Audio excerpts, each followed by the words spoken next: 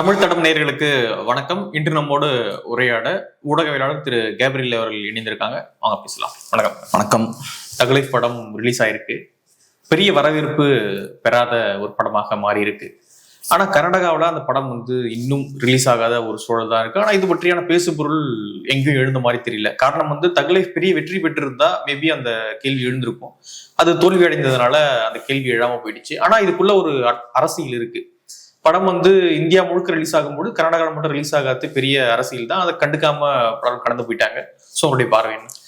அதான் இப்ப கமல்ஹாசன் அவர்களை பொறுத்தளவுல திமுக அவருக்கு நிறைய விஷயங்கள் பண்ணியிருக்காங்க. ரொம்ப லிபரலா ரொம்ப ஜென்ரஸா அவர்கிட்ட இருந்திருக்காங்க. அவருக்கு ஒரு எம்பி சீட் கொடுத்துருக்காங்க. அது சாதாரண விஷயம் கிடையாது. அவரோட கட்சி பெருசா ஆக்டிவா இல்ல, அவரோட கட்சிக்கு பெரிய பலமும் கிடையாது, அவரோட கட்சியால நாளைக்கு திமுகவுக்கு எந்த லாபமும் பெருசா கிடையாது. பட் இருந்தாலும் ஒரு எம்பி சீட்டை கொடுத்துருக்காங்க. அதிமுக இன்னைக்கு எவ்வளவு டஃபா நெகோசியேட் பண்றாங்க.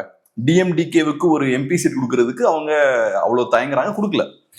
பிஎம்கேவுக்கும் அதே மாதிரிதான். இந்த கட்சிகள்லாம் ஆக்டிவா இருக்கக்கூடிய கட்சிகள். ஸோ அப்படி இருக்கும்போது திமுக கமல்ஹாசன் கிட்ட ரொம்ப லிபரலா இருக்காங்க. பட் கமல்ஹாசன் அவர்கள் என்ன பண்றாரு, கன்னட மொழி குறித்து பேசுறாரு. அது பெரிய ஒரு கான்ட்ரவர்சியா மாறுது. திமுகவுக்கும் அது பெரிய ஒரு சிக்கலை ஏற்படுத்துது. ஸோ இந்த கான்ட்ரவர்சி வந்ததுக்கு அப்புறம் திமுக தலைவர்கள்ட்ட எல்லாம் போய் கேட்க ஆரம்பிக்கிறாங்க, உங்க ரெஸ்பான்ஸ் என்னன்னு. கனிமொழி அவர்களுக்கு பேச முடியல, அவங்க பேசாம போயிடுறாங்க. சிஎம் எதுவுமே வாய் திறக்கல. எனக்கு தெரிஞ்ச திமுக சைட்ல கேன்னு மட்டும்தான் அவரு பேசினாருன்னு நினைக்கிறேன். சோ கமல்ஹாசன் அவர்களுக்கு திமுக இவ்வளவு விஷயங்கள் பண்றாங்க. கமல்ஹாசன் அவர்கள் திமுகவுக்கு பெரிய ஒரு சிக்கலை ஏற்படுத்தி விட்டுட்டாரு. ஸோ இந்த சத்யராஜ் வடிவேல் காமெடி ஒன்று உண்டு இல்ல, உன்னை நான் நல்லா பத்திரமா பார்த்துக்கிட்டதுக்கு உன்னால என்ன பண்ண முடியுமோ அதை பண்ணிட்டேன்னு சொல்லுவார் இல்லையா. ஸோ அந்த மாதிரி பெரிய ஒரு சிக்கல்ல கொண்டு போய் திமுகவை விட்டுட்டார். பட் இந்த இஷ்யூல முக்கியமான ஒரு பிரச்சனை என்னன்னு நான் பாக்குறேன்னா, நீங்க சொன்னது போல கர்நாடகால அந்த படம் ரிலீஸ் ஆகல. நமக்கு அது நல்ல படமா ப்ராப்பரான விஷயமா அதெல்லாம் பத்தி கவலை கிடையாது. பட் கர்நாடகால அந்த படத்தை ரிலீஸ் பண்ண விடல. இது முக்கியமான ஒரு விஷயம். இப்ப ட்ரேட் வணிகம்னு வரும்போது நம்ம ரெண்டு பேரும் சேர்ந்துதான் வர்த்தகம் பண்ண முடியும். பைலாட்டரலா இருக்கணும். இப்ப நீங்க இங்க வணிகம் பண்றீங்கன்னா நானும் அங்க வணிகம் பண்ணணும். நீங்க மட்டும் வணிகம் பண்ணிட்டு போவீங்க, எனக்கு அங்க வணிகம் பண்ண அலோவ் பண்ண மாட்டீங்கன்னா அது சிக்கலான ஒரு விஷயம். ஸோ தக் லைஃப் திரைப்படத்துலையும் பார்த்துக்கிட்டோம்னா அவங்க படங்கள் இங்க நல்லா ஓடலாம், கலெக்ஷன் எடுக்கலான்ற ஒரு சூழல் இருக்கு. எந்த சிக்கலும் வந்தது கிடையாது. பட் நம்ம படத்தை அவங்க அங்க ரிலீஸ் பண்ண அனுமதிக்கல. அதுக்கு சொல்லப்படுற காரணம் என்னன்னா, கமல்ஹாசன் அவர்கள் கன்னட மொழி குறித்து பேசிட்டாரு, அது எங்களுக்கு ஏற்புடைய ஒரு விஷயமா இல்ல, ஸோ நாங்க ரிலீஸ் பண்ண விட மாட்டோம்னு சொல்றாங்க. அதுல எந்த நியாயமும் கிடையாது. தமிழ் மொழியில இருந்து தான் கன்னட மொழி வந்திருக்கு. ஸோ அப்படி இருக்கும்போது அவங்க சொல்ற அந்த ஆர்கியூமெண்ட்டும் ரொம்ப தப்பா இருக்கு. இப்போ உங்களுக்கு நிஜமாவே கமல்ஹாசன் சொன்ன கருத்துல உடன்பாடுலாம் நீங்க விவாதம் பண்ணலாம். உங்க சைட்ல இருந்து நீங்க வீடியோஸ் ரிலீஸ் பண்ணுங்க, ஆர்கியூமெண்ட்ஸ் முன் வைங்க, அதெல்லாம் பண்ணலாம். நம்மளும் அதே மாதிரி ஆர்கியூமெண்ட்ஸ் எல்லாம் வைக்கலாம். அதுல எந்த பிரச்சனையும் இல்லை. இது எக்ஸ்ட்ரீமான ஒரு ஸ்டெப். இந்த ஸ்டெப் அவங்க எடுத்ததுக்கு அப்புறமும் தமிழ்நாட்டுல எல்லாம் அமைதியா இருக்காங்க. எனக்கு தெரிஞ்ச சீமான் அவர்கள், மணியரசன் ஐயா அவர்கள், இவங்களை தவிர வேற யாரும் பெருசா பேசல. அதை தாண்டி திமுக கூட்டணி கட்சியில் இருக்கக்கூடிய சில தலைவர்கள் லைட்டா அதை டச் பண்ணியிருக்காங்க. அவங்க கிட்ட போய் கருத்து கேட்கும் போது அவங்க சொல்றாங்க. அவங்களும் இதை பெரிய இஷ்யூவா மாத்தல. சோ இப்ப தமிழர்களோட நலன் ஒரு இடத்துல பாதிக்கப்படுதுன்னா, காம்ப்ரமைஸ் ஆகுதுன்னா, இங்க இருக்கக்கூடிய லீடர்ஸ் எல்லாம் ரியாக்ட் பண்ணும். அங்க இருக்கக்கூடிய லீடர்ஸ் எல்லாமே ரியாக்ட் பண்றாங்களே. சித்தாராமையா ரியாக்ட் பண்றாரு, மற்ற லீடர்ஸ் எல்லாருமே ரியாக்ட் பண்றாங்க. ஆனா இங்க ஏன் எல்லாரும் சைலண்டா இருக்காங்க? இந்த இஷ்யூ அப்படியே சைலண்டா ஓரம் கட்டிட்டு நம்ம நெக்ஸ்ட் ஸ்டேஜுக்கு போயிடலாம்னு தான் பாக்குறாங்க. ஏன்னா இந்த பிரச்சனை நான் ஏற்கனவே சொன்ன மாதிரி எல்லாருக்கும் பெரிய சிக்கலை கொடுக்குது. திமுகவுக்கு பெரிய சிக்கலை கொடுக்குது. அவங்களால இதை கையாள முடியல. அதே மாதிரி இங்க இருக்கக்கூடிய முக்கியமான நடிகர்களுக்கும் பிரச்சனையை ஏற்படுத்துது. விஜய்க்கு பிரச்சனையை ஏற்படுத்துது.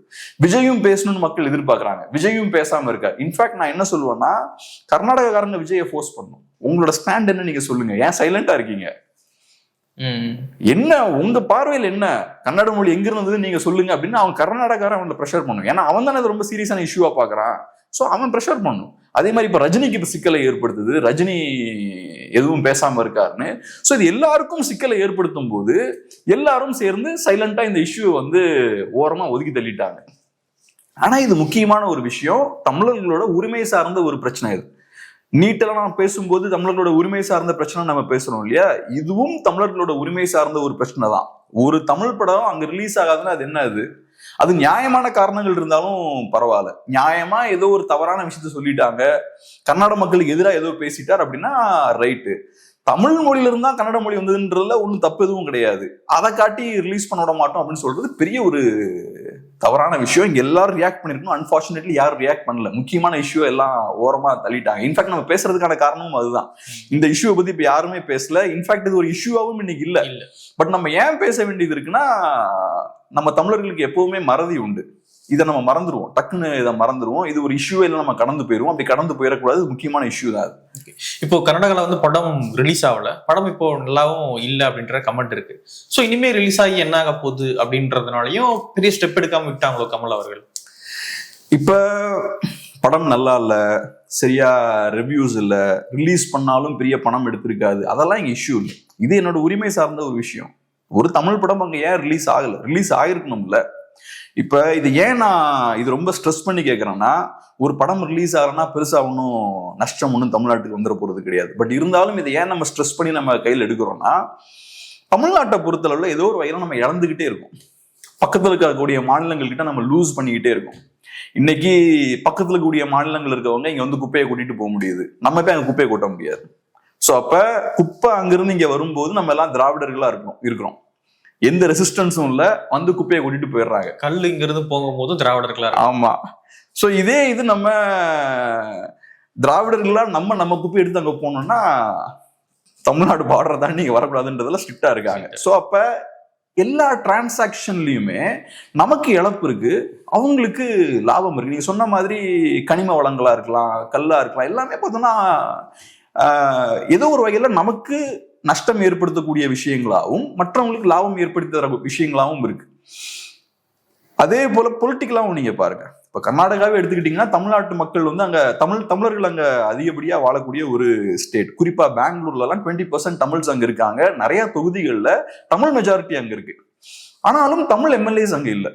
நீங்க தமிழ்நாட்டை எடுத்துக்கிட்டீங்கன்னா, பிற மொழியாளர்கள் நிறைய பேர் இங்க பொலிட்டிக்கலா ரொம்ப பவர்ஃபுல்லா இருக்காங்க. அவங்களோட பாப்புலேஷனை விட அதிகமா அவங்களுக்கு பொலிட்டிக்கல் ரெப்ரசன்டேஷன் இருக்கு தமிழ்நாட்டுல. ஆனா கர்நாடகால ஒரு தமிழனுக்கு அங்க MLA posto, MP posto, minister posto வாங்க முடியல. தமிழர்களுக்கு ரெப்ரசன்டேஷனே இல்லை. ஸோ இந்த திராவிடம் அப்படின்ற இந்த கான்செப்ட்ல எனக்கு தொடர்ச்சியா எல்லா இடத்துலயும் நஷ்டம் ஏற்பட்டுக்கிட்டே இருக்கு, சுத்தி இருக்கவங்களுக்குலாம் லாபம் இருந்துகிட்டே இருக்கு. அப்ப இதை நம்ம கேள்வி கேட்கணும் இல்லையா? அந்த ஆங்கிள் இருந்து தான் நம்ம இந்த திரைப்படத்தையும் நம்ம அணுகிறோம். ஸோ உங்க படம் இங்க ஈஸியா உள்ள வருது, கேஜிஎஃப் மாதிரியான ஒரு படம் வந்து பாக்ஸ் ஆஃபீஸை ஸ்வீப் பண்ணிட்டு போகுது. ஆனா எங்க படம் அங்க வந்து பெர்ஃபார்ம் பண்ண முடியாது, அதை அலோவ் பண்ண மாட்டீங்க. அப்படி அலோவ் பண்ணா நான் ஒரு பொய் சொல்லணும், இல்ல தமிழ்ல இருந்து கன்னடம் வரல அப்படின்னு நான் பொய் சொன்னாதான் அலோவ் பண்ணுவேன்னா இது ரவுடித்தனம்ல.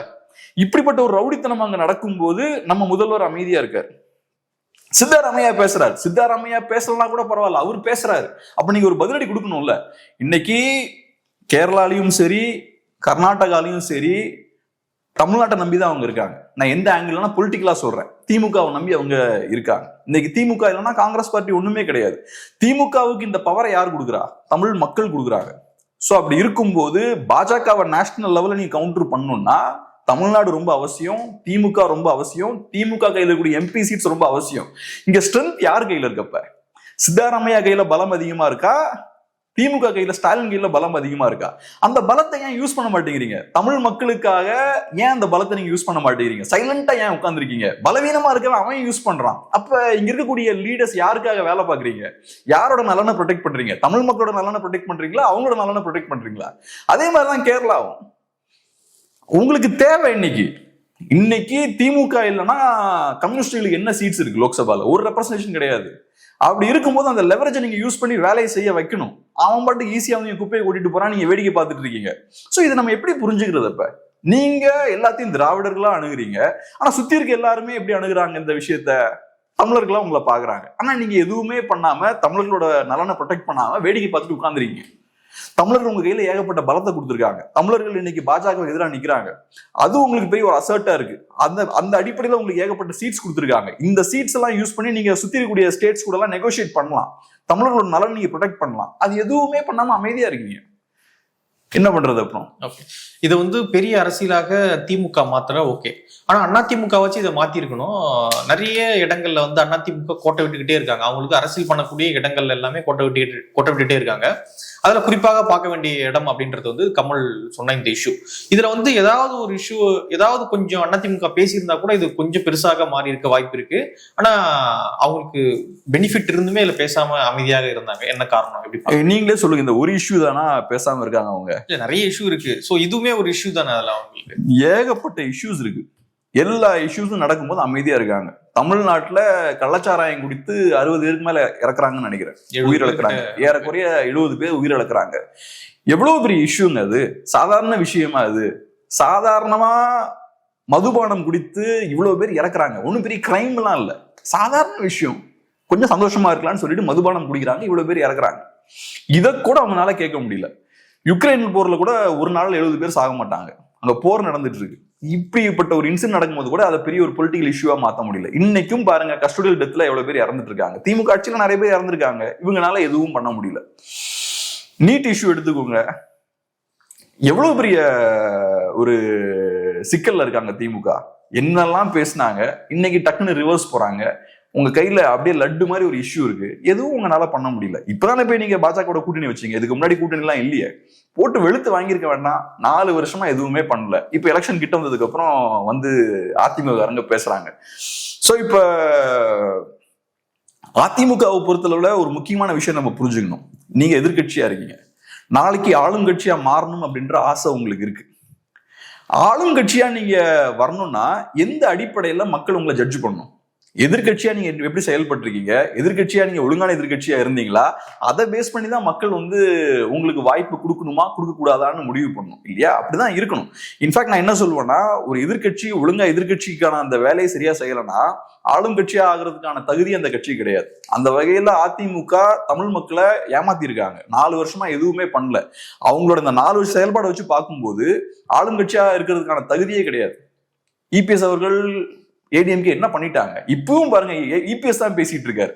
மற்ற செகண்டரி லெவல் லீடர்ஸ் எல்லாம் பார்த்தோம்னா கப்சுப்புன்னு இருக்காங்க, பெருசா இஷ்யூ பேஸ்டா பேசல. உதயகுமார் அவர்கள்லாம் அப்பப்போ ஒரு பேசுறாரு, ஆனா பெருசா இஷ்யூ பேஸ்டா அவங்க பேசல. சும்மா மோஸ்ட்லி ஸ்டாலின் அட்டாக் பண்றது, உதயநிதி அட்டாக் பண்றது, அது இஷ்யூ கிடையாது. எவ்வளவோ பிரச்சனைகள் இருக்கு.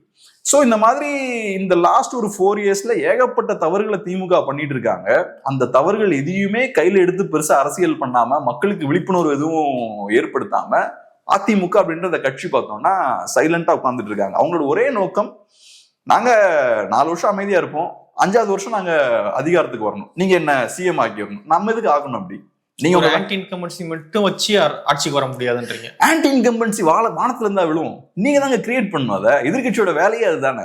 எதிர்கட்சியோட வேலையே அதுதான். நீங்க மீடியாவோட ஆக்டிவா ஒர்க் பண்ணும், மற்ற கட்சிகளோட அமைப்புகளோட ஆக்டிவா ஒர்க் பண்ணும், திமுக கூட்டணியில் இருக்கக்கூடிய சிறிய கட்சிகளோட ஆக்டிவா ஒர்க் பண்ணி நீங்க திமுக மேல அழுத்தம் போடணும். இதெல்லாம் நீங்க பண்ணும்போதுதான் ஆன்டி இன்கம்பன்சி கிரியேட் ஆகும். இன்னைக்கு ஆன்டி இன்கம்பன்சி பெருசா இல்ல, நிறைய பேர் சொல்றாங்க. அதுக்கான அறிகுறிகள் இல்லைன்றாங்க. எனக்கு தெரியல, நம்ம கருத்து கணிப்புல எதுவும் எடுக்கல. பட் அதை ஏற்படுத்த வேண்டிய பொறுப்பு யாரோடது? நீங்க அதை கிரியேட் பண்ணும். திமுக தப்பு பண்றாங்களா இல்லையா? நிறைய தப்பு பண்றாங்க, ஏகப்பட்ட மிஸ்டேக்ஸ் பண்றாங்க. சோ திமுக சைடும் நிறைய குறைகள் இருக்கு. அப்ப அதை யூஸ் பண்ண வேண்டிய ஆட்கள் தானே சரியா யூஸ் பண்ணல. அப்ப இவங்க ஆன்டி இன்கம்பன்சியை கிரியேட் பண்ணிருக்கணும், அதை இவங்க பண்ணல. சோ ஒரு எதிர்கட்சியா அதிமுக அவங்களோட ரோலை சரியா பிளே பண்ணல. ஏகப்பட்ட இஷ்யூஸை கோட்டை விட்டாங்க. நீங்க சொன்ன மாதிரி இந்த இஷ்யூவையும் அவங்க கோட்டை விட்டாங்க. ஓகே, இன்னொரு பக்கம் டிவிகே உடைய பாலிடிக்ஸ். டிவிகேல இன்னைக்கு நிறைய முன்னாள் எம்எல்ஏக்கள் சேர்ந்துகிட்டு இருக்காங்க அப்படின்ற செய்திகள் வந்துகிட்டு இருக்கு. அப்புறம் ஐஆர்எஸ் அதிகாரி அருண்ராஜ் அவர்கள் வந்து சேர்ந்திருக்காரு. அவருக்கு கொள்கை பரப்பு பொதுச் செயலாளர் பதவி கொடுக்கப்பட இருக்கு அப்படின்ற தகவல்கள்லாம் வந்துகிட்டு இருக்கு. ஸோ டிவிகே உடைய பாலிடிக்ஸ் எப்படி பாக்குறீங்க? அவங்க தனியா ஏதோ ஒரு பேரல் வேர்ல்டுல ஒரு அரசியல் பண்ற மாதிரி பண்ணிக்கிட்டு இருக்காங்க, எப்படி பாக்குறீங்க? ஆமா, அன்பார்ச்சுனேட்லி இந்த பேரல் வேர்ல்ட்ல நிறைய தமிழர்களும் டிராவல் பண்றாங்க. அதுதான் பெரிய ஒரு சிக்கலா இருக்கு. டிவிகேவை பொறுத்தளவுல முதல் விஜய் அவர்கள், அவர் ஒரு பொலிட்டீஷியனா இல்ல ஒரு ஆக்டரா அப்படின்றத அவரு முடிவு பண்ணணும். ஏன்னா ஒரு பொலிட்டீஷியனா அவர் இருக்காருன்னா இந்த இஷ்யூக்கு அவர் ரியாக்ட் பண்ணிருக்கணும். அது எப்படி நீங்க எங்க படத்தை அங்க ரிலீஸ் பண்ண விட மாட்டீங்க அப்படின்றத ஆணித்தரமா அவரு கேட்டிருக்கணும். ஆனா அந்த இடத்துல அவர் எப்படி செயல்படுறாரு? ஒரு நடிகரா செயல்படுறாரு. நடிகர்கள் பொதுவாக கான்ட்ரவர்ஷியலா எதுவும் பேச மாட்டாங்க. ஏன்னா அவங்களுக்கு தெரியும், கான்ட்ரவர்ஷியலா பேசணும்னா நமக்கு மார்க்கெட் போயிடும். கர்நாடகா மார்க்கெட்டுக்கு ஒரு வேல்யூ இருக்கு. 30-40 crores ஆவரேஜா அங்க வரும்னு நினைக்கிறேன். ஒரு தமிழ் படம் நல்ல பெரிய படம் ரிலீஸ் ஆனா ஒரு 30 crores வரும்னு நினைக்கிறேன். அந்த பணம் வந்து நமக்கு அடிபட்டு போயிடும். அதனால சினிமாக்காரங்க என்ன பண்ணுவாங்க, இப்படிப்பட்ட இஷ்யூஸ் வரும்போது ஒரு சினிமாக்காரங்களும் வாய் திறக்க மாட்டாங்க. ஏன்னா அவங்களுக்கு எனக்கு மார்க்கெட் அது, எனக்கு காசு, நான் எதுக்கு என் காசை இழக்கணும் அப்படின்ற மாதிரி தான் அவங்க பார்ப்பாங்க. ஆனா இப்ப நீங்க அரசியலுக்கு வந்துட்டீங்க. அரசியலுக்கு வந்தாச்சுன்னா தமிழ் மக்களோட நலனையும் தமிழர்களோட நலனையும் ப்ரொடெக்ட் பண்ண வேண்டிய கடமை உங்களோட கடமை. அதுதானே அரசியலுக்கே வரீங்க. தமிழனுக்கு நல்லது பண்ணும், தமிழர்களுக்கு நஷ்டம் ஏற்படாம நீங்க பாத்துக்கணும், அதான உங்களோட வேலை. அப்படி இருக்கும்போது இன்னைக்கு ஒரு தமிழ் படத்தை ரிலீஸ் பண்ண விடலைன்னா அந்த இஷ்யூவை நீங்க ஸ்ட்ராங்கா கையில் எடுத்துருக்கணும். பட் விஜய் அவர்கள் இங்க நடிகர் மாதிரி செயல்படுறாரு. அதான் நீங்க ஒரு அரசியல்வாதி நடிகர் மாதிரி இருக்க முடியாது. நடிகர் வந்து யாரையும் கோவப்படுத்தாம, யார் மனசும் நோகாம, ஒரு படத்துல ஒரு முஸ்லிமா நடிப்பாரு, இன்னொரு படத்துல ஹிந்துவா நடிப்பாரு, இன்னொரு படத்துல கிறிஸ்டின் நடிப்பாரு, அப்புறம் ஒரு படத்துல இந்த ஊருக்காரன் நடிப்பாரு, இன்னொரு படத்துல அந்த ஊருக்காரன் நடிப்பாரு, ஒரு படத்துல பார்த்தா மதுரை ஸ்லாங்ல பேசுவாரு, இன்னொரு படத்துல கன்னியாகுமரிக்காரன் ஸ்லாங்ல பேசுவாரு. அதெல்லாம் சினிமா தான். ஆனா நீங்க அரசியல் வந்தாச்சுன்னா நீங்க எல்லாத்தையும் குஷிப்படுத்த முடியாது. ஒரு ஸ்டாண்ட் எடுக்கணும். நீட்னா என் ஸ்டாண்ட் இது. நீங்க ஒரு ஸ்டாண்ட் எடுத்தீங்கன்னா 4 பேர் சப்போர்ட் பண்ணா இன்னொரு 4 பேர் எதிர்ப்பான். அதே மாதிரி இந்த இஷ்யூக்கு நீங்க ஸ்டாண்ட் எடுக்கணும். எடுத்தீங்கன்னா கன்னடக்காரன் உங்களை கோவப்படதான் செய்வான். ஸோ அதனால அதை நீங்க ஃபேஸ் பண்ணி தான் ஆகணும். அதை பண்ணாம இருக்காருனாலே அவரு அரசியலுக்கு குவாலிஃபைடுன்னு அர்த்தம். ஸோ அதுதான் இங்க காட்டுது. இவர் இன்னும் ஒரு ப்ராப்பரான ஒரு பொலிட்டிஷியனாவே இன்னும் களத்துல இறங்கல. இன்னும் அவர் ஸ்டில் ஒரு சினிமாக்காரராக தான் அவர் இருக்கார் அப்படின்றத காட்டுது. ரெண்டாவது இன்னொரு முக்கியமான சிக்கல் என்னன்னா, விஜய் அவர்கள்கிட்ட அரசியலும் இல்லை. ஸோ அரசியல் இல்லாம கமல்ஹாசன் ஸ்டைலே தான். கமல்ஹாசன் அவர்களுக்கு பெரிய அரசியலோ ஐடியாலஜியோ பொலிட்டிக்ஸ்லாம் எதுவும் கிடையாது. சென்ட்ரிசம் அப்படின்ற ஒரு கான்செப்ட், அதுல எந்த பேசிக் ஐடியாலஜியும் கிடையாது. இதுவும் அதே மாதிரிதான். தமிழ் தேசியமும் திராவிடமும் சொல்லிட்டு ஏகப்பட்ட விஷயங்களை அவர் பேசுறாரு. ஐடியாலஜின்னு இதுதான் என்னோட ஐடியாலஜின்னு எதுவும் கிடையாது. அப்ப என்ன ஆகுதுன்னா, நீங்க எந்த திசையிலையும் போகலாம். அதனால நீங்க உருவாக்கக்கூடிய கேடஸ் இருக்காங்க பாருங்க, நீங்க உருவாக்கக்கூடிய கேடஸா இருக்கலாம், செகண்டரி லெவல் லீடர்ஸா இருக்கலாம், அவங்களும் எந்த ஐடியாலஜியும் இல்லாம எந்த பேசிக்கான அடித்தளமும் இல்லாத ஆட்களா இருக்காங்க. ஸோ அவங்க பிடிச்ச மாதிரி கட்சி மாறுறாங்க. இப்ப ரீசெண்டா பார்த்தோம்னா ஒரு யங்கான ஒரு கேர்ள் பார்த்தோம்னா திமுகல போய் சேர்றாங்க. அதே மாதிரி ஆமா வைஷ்ணவி அப்படின்றவங்க. அதே மாதிரி இன்னைக்கு காலைல கூட நீங்க சொன்னீங்க, ஒரு முக்கியமான டிவிக்கு திருவண்ணாமலை மாவட்ட செயலாளர் வேலு அவர்களுக்கு பணமாலை போட்டு வரவேற்றிருக்காரு. ஆமா. சோ இப்ப இது ஏன் நடக்குது? ஒரு பாஜகக்காரர் அதை பண்ண மாட்டாரு, ஒரு என்டிகேக்காரர் அதை பண்ண மாட்டாரு. ஏன்னா அவங்களுக்கு தெரியும் அது நம்மளோட ஐடியாலஜி எனிமி. ஒரு திமுக காரர் இந்த விஷயத்த பாஜக காரருக்கு பண்ணுவாரா? தெரியும். நம்ம 2 பேரும் ஃபண்டமெண்டலா டிஃபரெண்டான ஆட்கள்னு தெரியும். பட் இவங்களுக்கு ஒரு ஐடியாலஜியே இல்ல. அப்ப யாரு கூட வேணாலும் நீங்க போய் சேரலாம். இப்ப என்டிகே யாரு கூட அலைன்ஸ் வைக்கலாம், அதுக்கான காரணம் என்ன? அவங்ககிட்ட ஐடியாலஜி இருக்கு. தமிழ் நேஷனலிசம்ன்ற ஐடியாலஜி இருக்கு.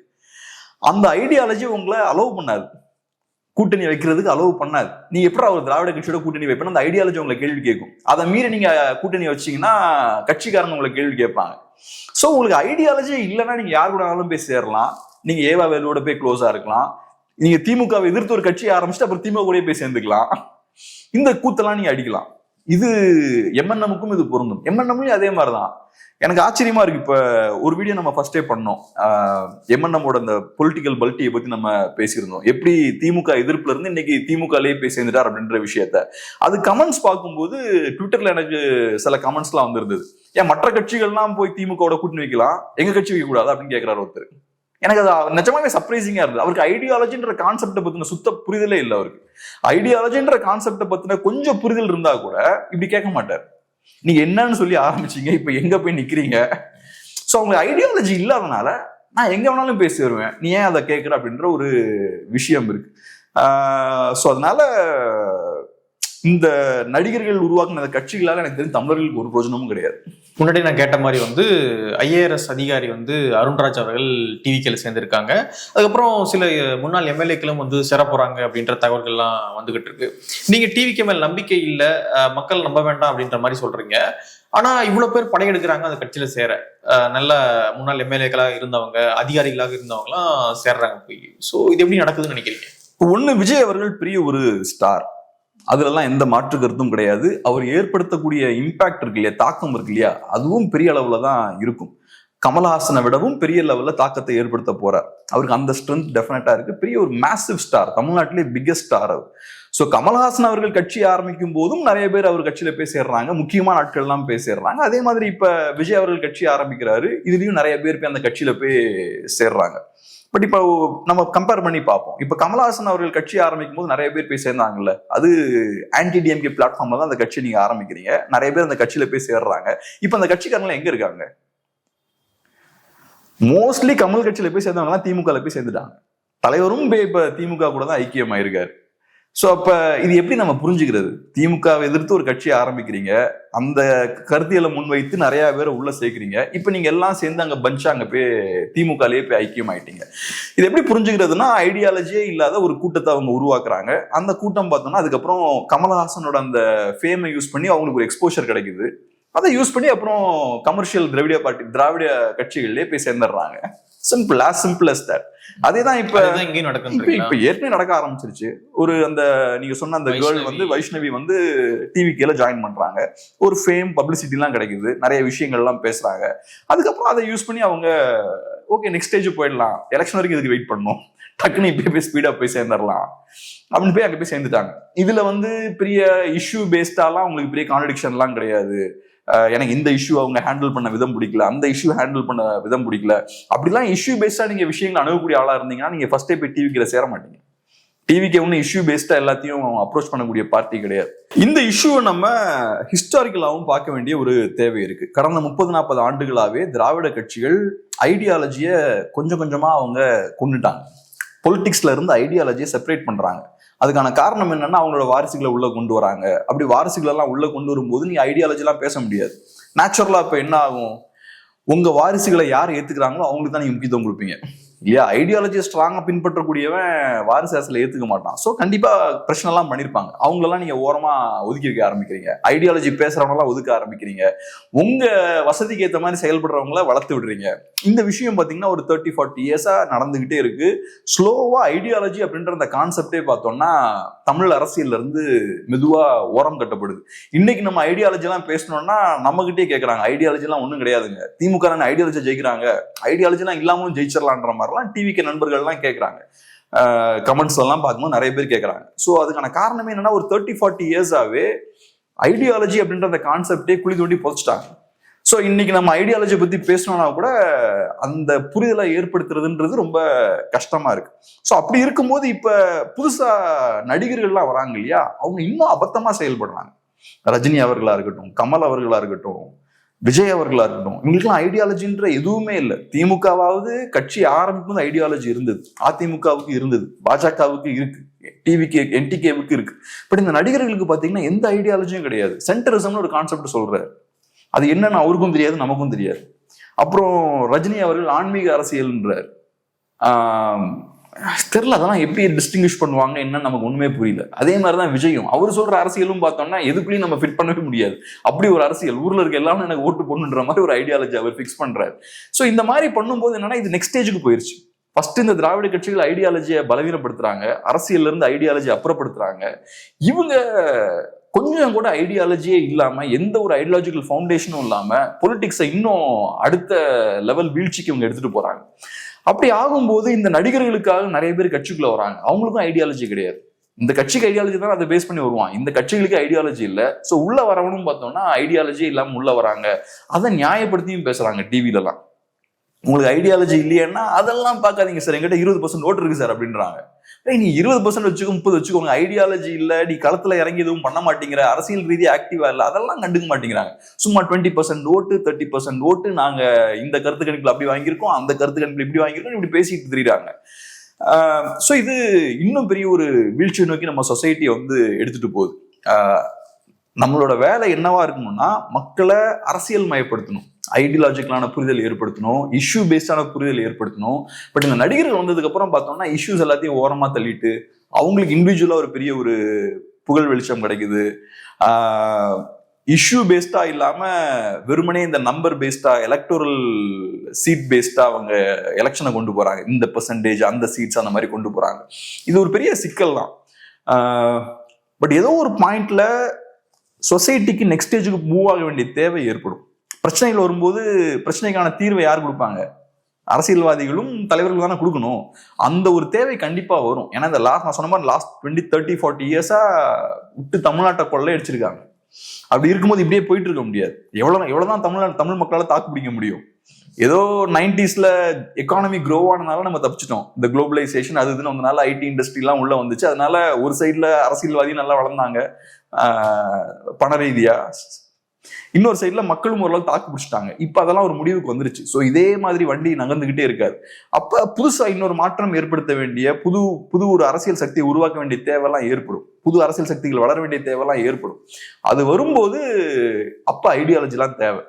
சும்மா நீங்க ஓட்டை பிரிக்கிறதுக்கு ஐடியாலஜி இல்லாம ஓட்டு பிரிச்சிடலாம். ஆனா உண்மையான ஒரு அரசியல் சக்தி, மாற்று அரசியலை நீங்க உருவாக்கணும்னா அதுக்கு ஐடியாலஜி தேவை. எப்படி 40கள் 50கள் 60கள் எல்லாம் ஐடியாலஜி முக்கியமான ரோல் பிளே பண்ணுச்சோ அது மாதிரி திரும்ப முக்கியமான ஒரு சென்ட்ரலான ஒரு ரோல் பிளே பண்ணும். நல்ல லீடர்ஸும் எமர்ஜ் ஆவாங்க. ஆனா இப்போ ஒரு சிக்கலான ஒரு கட்டத்துல தான் இருக்கும் நம்ம. நிறைய விஷயங்கள் நம்மோடு பகிர்ந்துக்கிட்டீங்க. ரொம்ப நன்றி. நன்றி.